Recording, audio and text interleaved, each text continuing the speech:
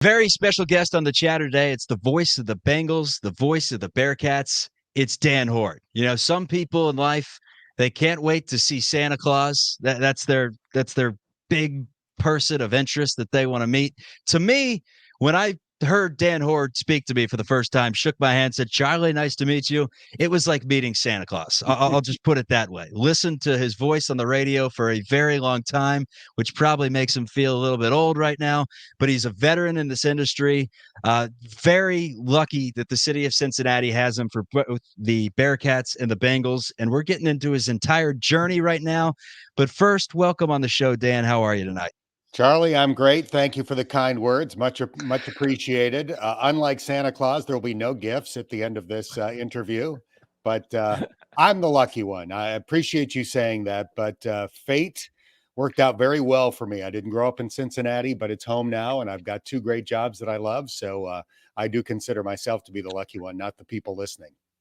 No doubt about it. Syracuse guy, had your first TV job in Syracuse, and you started out doing a little bit of play-by-play, but also local TV. And I guess your biggest break out of the gate was getting the sports director position at Fox 19 in Cincinnati around the time where the Bearcats were on TV. Fox 19 landed the TV rights of the Cincinnati Bearcats with a coach named Bob Huggins and players like Melvin Levitt and Kenyon Martin and Steve Logan. Going back to that moment, do you ever reflect on how much that gig and just landing those games changed your career, the trajectory from going to local TV to play-by-play? Well, I do. Let me backtrack a little bit, though, Charlie, because my real big break was when I graduated from Syracuse and I was hired as the voice of the Syracuse Chiefs, the AAA baseball team in Syracuse. I had dreamed of being a baseball announcer when I was young, so the chance to do AAA ball right out of college was huge. Then I became a TV person in Syracuse, and I enjoyed doing that. But one of the reasons why I was interested in taking the job at Fox 19 was the fact that they had that UC basketball contract. Back then, they did every game that wasn't on network TV. And those were quite a few games back then. It was anywhere from 10 to 15 games a year. So when I moved to Cincinnati and I started doing those games, it was 1996. The Bearcats were number one in the country. I did the games on TV for 4 years. The last year, they were number one in the country. Kenyon senior year, they were in the top 10 every year. You mentioned some of the names, but it was Fordson, Rubin, Kenyon, Melvin, Logan, Satterfield. I mean, not only Meeker. great players, yeah, Meeker as well. Not only great players, and they were great players, but charismatic players, players that were fun to watch, fun to be around, definitely energized the fan base. So I was really fortunate to do the games on TV for that 4-year period. It was great for me professionally and personally. Professionally, because the telecasts were great. David Ashbrock produced those games. He's got something like 50 Emmys on his mantle. He's one of the most accomplished TV people in the Cincinnati market and did a magnificent job. Those games looked as good back then as anything on ESPN or CBS or anywhere. So it was great for me to just be part of that package because the games are so well done. And then personally, it was great for me because I think it kind of established me in the Cincinnati market as a play-by-play person. I got to know so many great Bearcat legends and really became, infatuated with the program. So it really was a great break for me. Blast from the past, just hearing the words, "Tonight, American Idol takes a Bearcat bounce as Cincinnati looks to demolish DePaul." Did you always do it on purpose to where you had the first letter of said adjective before the team's name? Like if you said South Florida, it was they looked to spank South Florida. I don't know if you used that one, but it was always, you know what I'm talking about, right? Was that on purpose? It was on purpose, but I can't take credit. So those opens were typically scripted by David Ashbrock. He really put his imprint on the telecast. So he liked alliteration. That is the proper term for that, I believe. And he wrote some great teases at the beginning of those telecasts that I was happy to read and sound good reading. So you've obviously covered, some of the best coaches in UC history. Most notably, at least personally, was Bob Huggins, and we know he can get a little fiery, especially during games and in the post games. Did Did you and Bob ever butt heads at all, as far as from a question that you asked or just a comment that you made on the call? Was that ever something that popped up for you? I'm assuming it was, but just curious there. You assume correctly. Yeah. We butted heads a few times. It wasn't necessarily about uh, something that I said on a Bearcat broadcast. Unfortunately, there were some issues during those years where the news side of my Fox 19 job came into play. And, just sometimes reporting things that were not favorable for the program caused an issue. I think in Coach Huggins' mind, Fox 19 was televising the games. Maybe they should have been 100% pro Bearcats at all times. And unfortunately, when there's a news side to things, you can't do that. You have to report the news. So in some of those instances, Coach Huggins was upset and made his feelings known. And, I got called to the principal's office a few times. But having said that, we had a tremendous relationship during the 14 years that I was here while he was the head coach. And, I've rooted for him ever since. I'm thrilled that he's in the Hall of Fame. It's unfortunate what happened to him that ended his career at West Virginia, but hopefully, over the years or as the years go by, people won't fixate on that and they'll remember the unbelievably successful career that he's had. I know Hudson has a question about the Crosstown Shootout fight. I was at that game. I walked out with about 4 minutes left at Cintas Center, hopped in the car. It was one of the few times that I wanted nothing to do with your post-game coverage, Dan. I turned on some music and said, I don't want to listen to anything Bearcats related. It was another loss at the Cintas Center. I got home and my dad says, oh, you see the fight? You see what went down? I'm like, what are you talking about? What fight? Take me back to that moment. Obviously, you can't prepare for something like that. You're on the call courtside. What's going through your head as you see, I guess, Geelon Gwynn get up in Tu Holloway's face? Well, I think a lot of people that were there that day sensed that something like that might happen. I remember going to get a Coke at halftime and running into Xavier's athletic director at the time, Mike Babinski, and we both said to each other, I hope the officials get control of this game because something might happen. You could just feel the tension. Obviously, it was a lopsided game, and that I think added to it. So I didn't certainly expect it to be a brawl of that magnitude, but I can't say that I was completely shocked that things got out of hand. And then as a broadcaster, when something like that happens, you just try to be as descriptive as you can possibly be. So it was the one time I've done boxing play-by-play, unfortunately, and hope that I don't ever do it again. How was Mick Cronin? I know we all saw, and as fellow members of the Bald Club over here with Mick, yourself, and me. How was his reaction? You probably spoke with him after that game. I know he had the press conference where he said, I don't know if I have a job anymore. I was just curious, what was Mick like? And you can even kind of go broader than that, working with Mick, obviously so close that you did. Well, I thought he handled himself in the post-game news conference incredibly well after that event. I really thought it was kind of a turning point moment for him because I think he came in under challenging circumstances. People didn't want Coach Huggins to leave. I think anybody that had replaced him would have faced a lot of scrutiny in those early years, and took a while for Mick to get the program where he wanted it to go. So that was challenging. But I think a lot of Bearcat fans heard what he said that day and thought, you know what, this guy's got his heart in the right place. He loves the university. He loves the city. And I thought that was a good moment for him. But before he did that news conference, typically the UC coach will come out and join me and my color commentator courtside for the post-game interview. In that case, he wasn't going to come walking out into the Cintas Center after what had transpired. So I went into like an auxiliary locker room. It was just me and him in that locker room to do a post-game interview. And, he was as tense as anybody I've ever been around for obvious reasons. And he handled himself well in that interview. And then, like I said, I thought he really handled himself extremely well when he addressed everybody in his post-game news conference. And Mick Cronin is, I would say, on the Mount Rushmore of Cincinnati sound bites in of all time. You didn't realize it in the moment, But when you go back after and listen to some of his sound bites and the quotes that he had, and not just that press conference, but after some of his losses where he got really intense, or after wins where he said, we're having tryouts, everyone on campus is invited. Just some of the stuff that he said, I miss that. Wes is a lot of things, incredible recruiter, great coach, ton of charisma, but he doesn't give you those same sound bites. And I know that Daneman and Rao and those guys at Fox 19 and just throughout the tri-state are missing those Mick Cronin sound bites that they can play on the 11 p.m. news. But let's go with Dan Hoard's Mount Rushmore of UC hoops games. I have a 4-pack for you here. Obviously, Okay. Mount Rushmore, it's 4. I want to see if I'm missing anything or if I just completely missed all 4.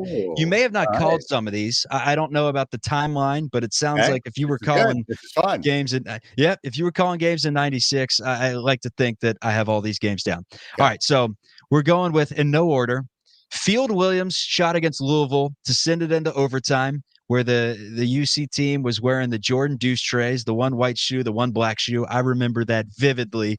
Incredible atmosphere. Dick Vitale was at the game. Field jumped up on the scorer's table. Love it. Logan outscores Southern Miss. That's a given. I was at that game, actually, got the tickets for Christmas. The fact that a player outscored a Division I team in a not power conference, but from the Conference USA is truly remarkable to this day. I would say Syracuse as number 2 in Madison Square Garden going down. And then I would say the last win over XU at Fifth Third Arena, where Copain hit a deep 3, and it was really the introduction of Jaron Cumberland as a Bearcat. Am I missing anything? Did I miss all 4? That was pretty good. That was pretty good. So you tipped me off when we corresponded before doing this that you wanted my Mount Rushmore of UC basketball games. So I wrote down 4, and you actually have 2 of the 4. So I'm very impressed. I had the Steve Logan 41, Southern Miss 37 game from February of 2002. Bearcats actually won the game 89-37. But Steve Logan is one of 2 Bearcats all time to have outscored the opposition. The Big O did the same thing when he was 19 years old at Madison Square Garden. First year that he was eligible to play, his sophomore year, he had 56. Seton Hall had 54. And I got great mileage out of that game over the years because Chuck Mashock was Oscar's road roommate for that game in New York City. And every time the anniversary would come up, I would point out that that was the night that Oscar Robertson and his road roommate, Chuck Mashock, combined for 56 points. Oscar had 56, Chuck didn't score. So the Steve Logan game is on my list. Cincinnati beating my alma mater, Syracuse, is on the list. Syracuse was 31-1 going into that Big East tournament game. That was the only game that Syracuse lost that year where their great center, Fab Mello, was eligible. A couple of things stand out. Cincinnati could not miss from outside the arc in the first half. Kashmir Wright was pulling up one step past the center court stripe and banging home threes. They all were. Kilpatrick, Parker. Yeah, absolutely. And then they had a 17-point lead. The Cuse, as you would expect, they start whittling it down. They get it down to 2. Cincinnati has to inbound the ball in the backcourt, and they do what very few coaches have the nerve to do. They throw the deep ball, jumping jack. Justin Jackson catches it, flushes it for the clinching dunk. So even though it was my alma mater and a lot of my college buddies were there because it was at the Garden, that's definitely on my Mount Rushmore of Cincinnati games. I'm going with February of 98, UC 75, DePaul 38, Kenyon's first of his 2 triple doubles. Now, this was his sophomore year.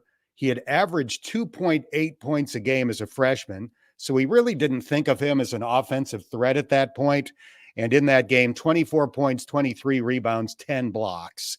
It was really the first time that we got a glimpse of what he would become when he was the National Player of the Year. So the game itself was nothing special, but the individual performance was so incredible that makes my Mount Rushmore.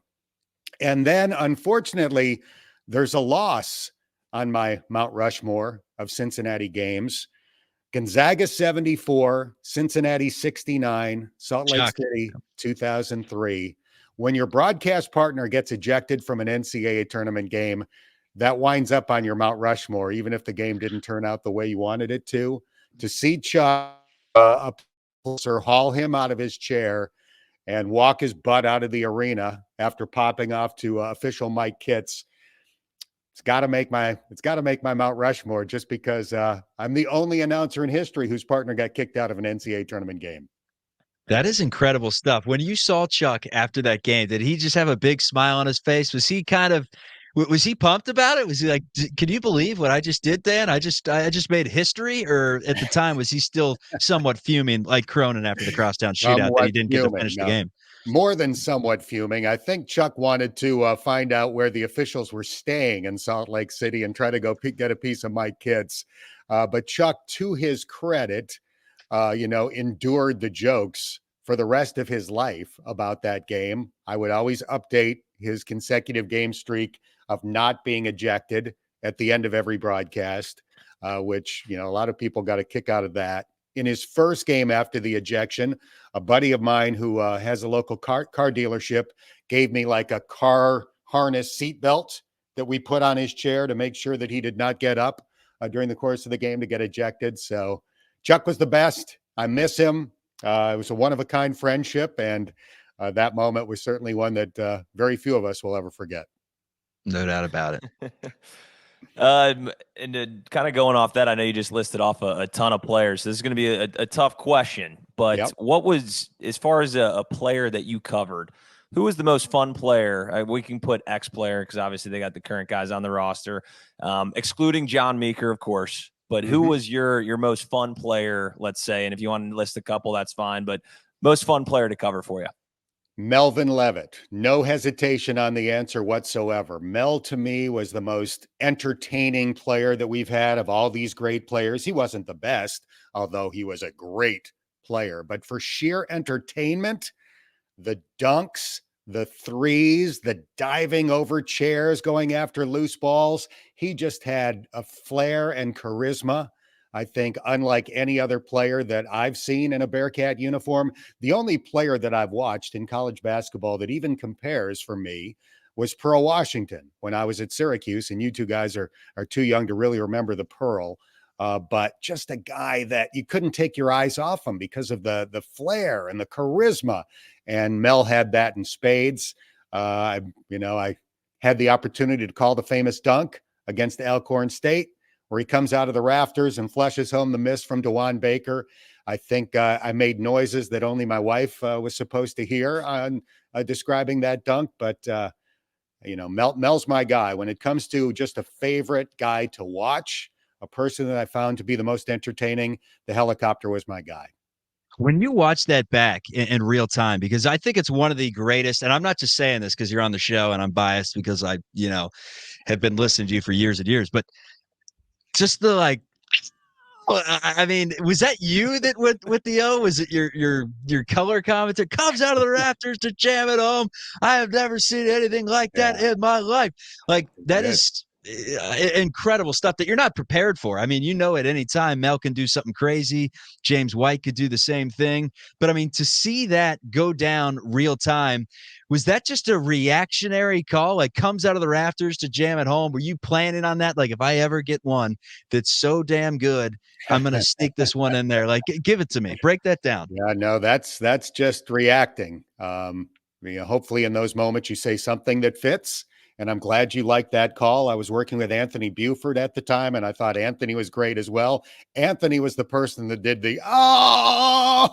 And then after I finished saying what I said, he followed with some great material after that. So, that dunk gets replayed often. So I'm glad that people seem to have liked that call. It was certainly a great thing to witness. What do you think about the team this year? I have just received news. This is actually breaking. We're recording this on a Tuesday night that Aziz Bandango and Jameel Reynolds will not be eligible this year. We'll fact check it and snip this out of the podcast if that is not the case.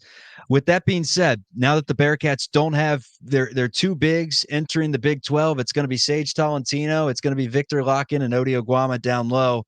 Size is going to be an issue once again. Houston, I would imagine, will give them some fits.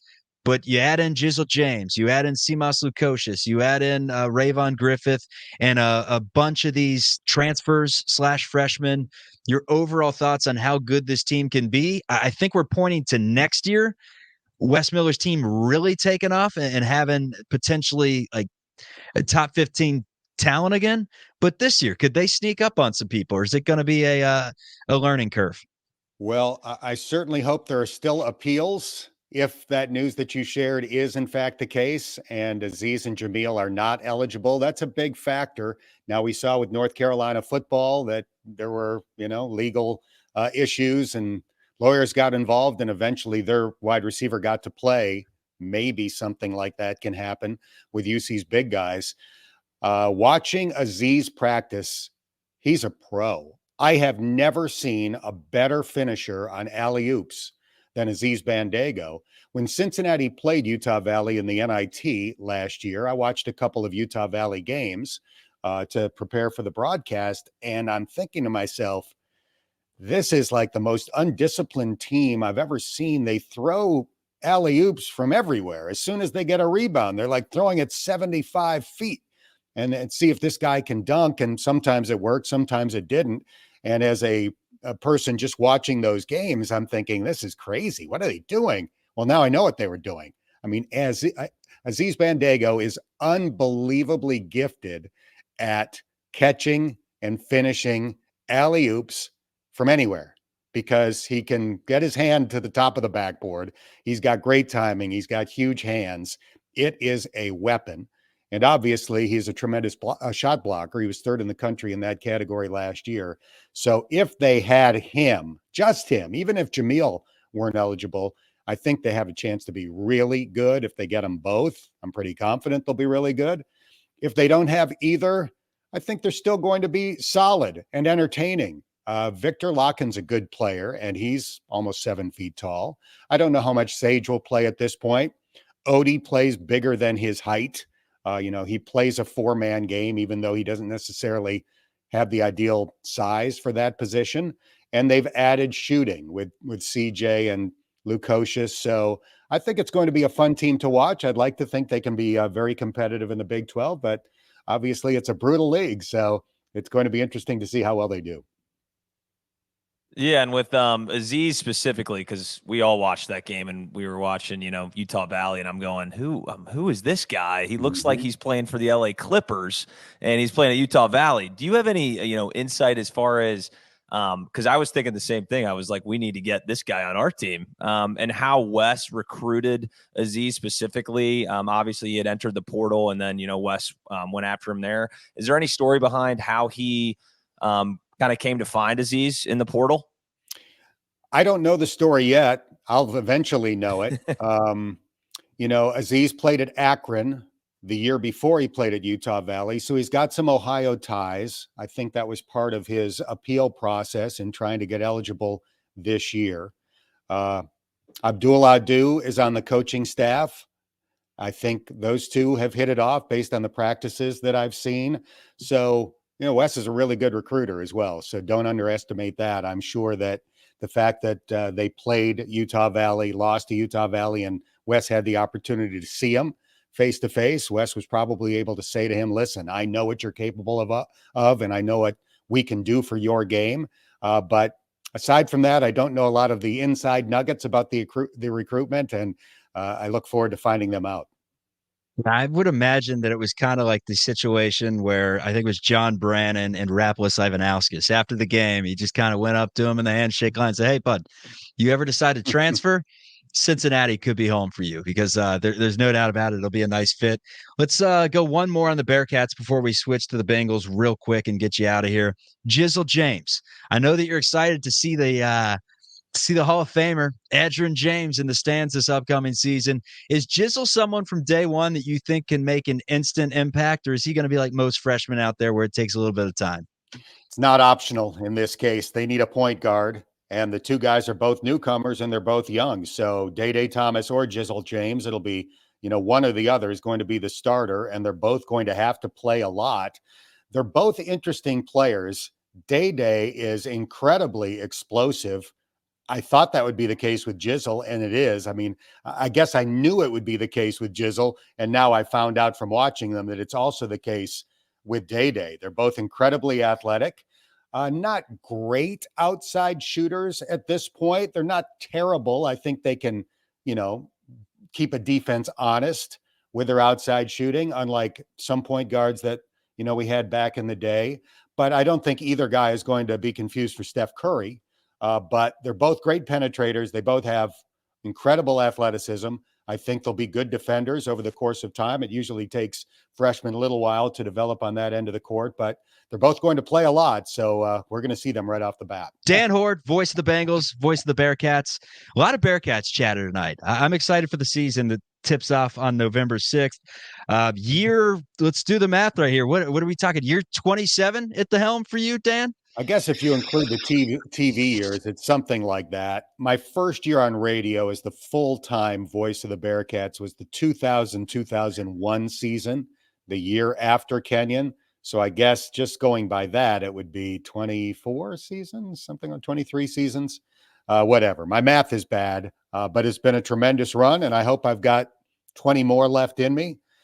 Jack Buck, father of Joe, legendary voice of the St. Louis Cardinals for many, many years. He probably did Cardinals games for 50 years. He stood up at a banquet late in his career in St. Louis, and he said to the audience, "I've given the St. Louis Cardinals 40 of the best years of my life. Now you're about to get 10 of the worst." So I hope it's something like that for me. Good stuff. And that is noted. Syracuse, the factory for broadcasters, not mathematicians. Dan, appreciate it. Enjoy the season, man. Yeah, thanks for having me on. Appreciate the kind words at the beginning as well.